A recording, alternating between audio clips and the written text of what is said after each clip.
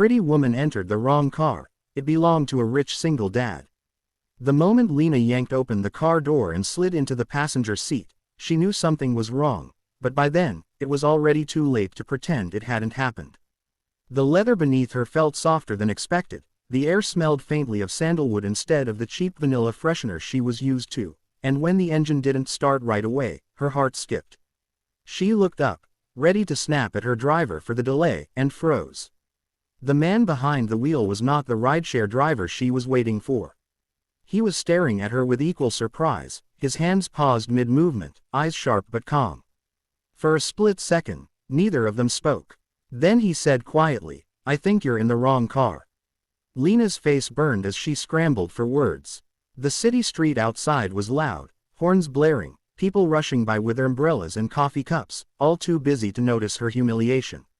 She muttered an apology, already reaching for the door handle, when a small voice from the back seat piped up, "Daddy, who is she?" Lena turned, startled, and locked eyes with a little girl no older than 6, clutching a stuffed rabbit and looking at her with open curiosity. The man sighed softly, not annoyed, just tired, and said, "It's okay, sweetheart.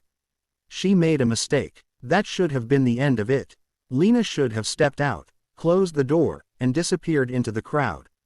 But instead, rain began to pour in sudden sheets, drenching the sidewalk and soaking her thin jacket in seconds. The man hesitated, glanced at the rain, then back at her. "You'll get soaked," he said.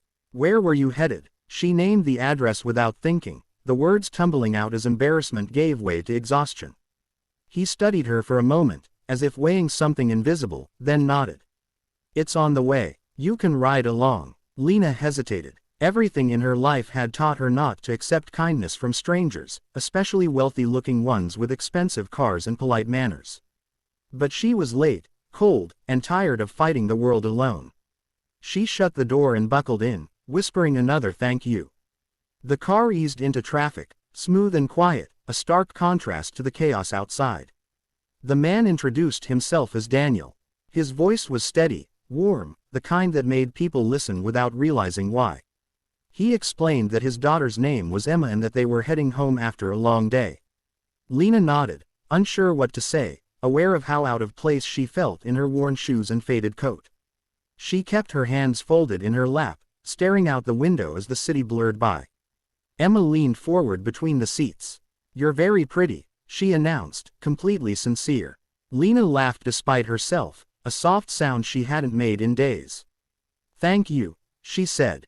"That's very kind." Daniel caught her smile in the rearview mirror, something thoughtful flickering across his face before he looked back at the road. As they drove, the silence felt oddly comfortable. Lena learned that Daniel was a single father, that Emma's mother had passed away years ago, and that since then, his world had narrowed to board meetings, school pickups, and bedtime stories. He didn't say it with bitterness, just acceptance, but Lena heard the loneliness beneath his calm tone. When he asked about her, she hesitated, then told him the truth, that she worked 2 jobs, that she was late because one shift had run over, that life lately felt like an endless race she was always losing. When Daniel pulled up to her stop, Lena felt a strange tug of disappointment. She thanked him again, opened the door, then paused. "I'm really sorry about the car," she said, gesturing vaguely. He smiled, a small, genuine smile.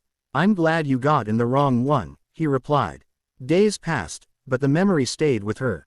Lena found herself thinking about Emma's bright eyes, about Daniel's quiet kindness, about how safe she had felt in that car for those few minutes. She told herself it was nothing, just a strange encounter, and threw herself back into her routine. A week later, as fate seemed determined to prove it wasn't finished with her yet, Lena was rushing through the lobby of a downtown office building where she cleaned at night when she nearly collided with someone stepping out of the elevator. She looked up, ready to apologize, and there he was. Daniel looked just as surprised, then smiled in recognition.